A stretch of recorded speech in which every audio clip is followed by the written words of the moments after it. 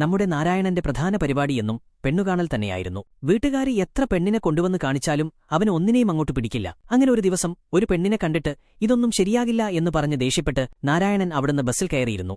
ഇത് കണ്ടപ്പോൾ അവന്റെ അനിയന് നല്ല ദേഷ്യം വന്നു. അവൻ നാരായണനോട് പറഞ്ഞു, ഇനിയെങ്കിലും നീ അടുത്തു കാണുന്ന പെണ്ണിനെ കെട്ടിക്കോണമെന്ന്. പക്ഷെ നാരായണൻ അതൊന്നും അത്ര ഗൗനിച്ചില്ല. അങ്ങനെയിരിക്കെ ഒരു മഴയുള്ള ദിവസം നാരായണൻ ദിവ്യ എന്ന് പറയുന്ന ഒരു കുട്ടിയെ കാണാനിടയായി. കണ്ട ആ നിമിഷം തന്നെ നാരായണന് അവളെ അങ്ങോട്ട് ഇഷ്ടപ്പെട്ടു. പിന്നെ എപ്പോഴും അവളുടെ ആ മുഖം മാത്രമായി അവന്റെ മനസ്സിൽ.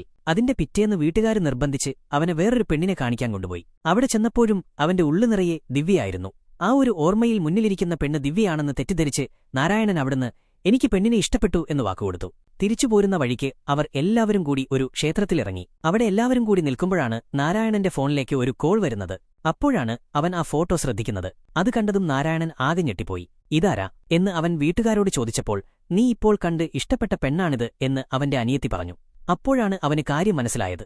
ദിവ്യയെ ഓർത്തോണ്ടിരുന്നപ്പോൾ മുന്നിലിരുന്ന പെണ്ണിനെ മാറിപ്പോയതാണെന്ന്. കാര്യങ്ങളെല്ലാം അവൻ വീട്ടുകാരോട് തുറന്നു പറഞ്ഞു. ഇനി ആ പെൺകുട്ടിയുടെ വീട്ടുകാരോട് എന്ത് മറുപടി പറയും എന്നാലോചിച്ച് എല്ലാവരും വിഷമിച്ചിരിക്കുമ്പോഴാണ് ആ പെണ്ണ് അവനെ ഫോണിൽ വിളിക്കുന്നത്. നടന്ന കാര്യങ്ങളെല്ലാം നാരായണൻ അവളോട് തുറന്നു പറഞ്ഞെങ്കിലും അവനെ വിട്ടുനൽകാൻ അവൾ ഒട്ടും തയ്യാറല്ലായിരുന്നു.